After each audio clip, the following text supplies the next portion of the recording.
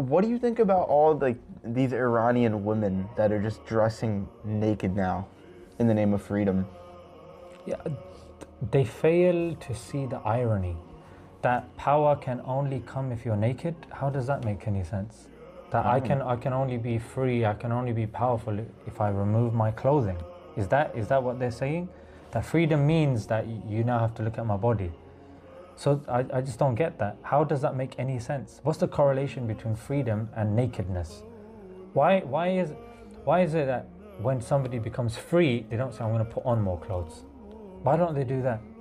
Like, I want to be free from the lustful stares of men because they call men pigs. So you're saying you want pigs gawking over you all day? and OnlyFans, how is that helping your freedom? Oh no, I'm becoming more independent. Okay, independent from who? From men. Okay, who are paying for your content? Men. Man. That's the unfortunate reality, bro. That it's shocking. Like a lot of these things are complete parodies.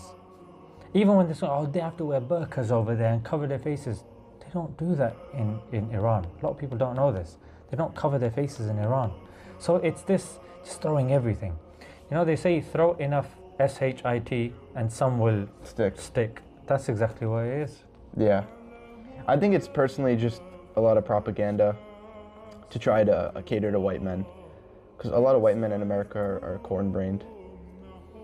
That's what it seems like to me. I think it's a very clever strategy. How they've convinced the women that when they go to the gym, they have to be wearing, bra and, really tight spandex.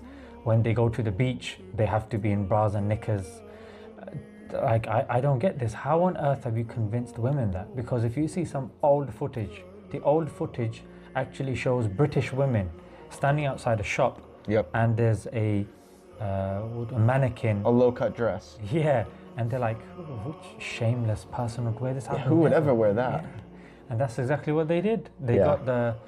got the prozzies to wear that sort of stuff, and then when that started off, then the other women started copying and becoming sheep. And unfortunately, that's now been linked with freedom.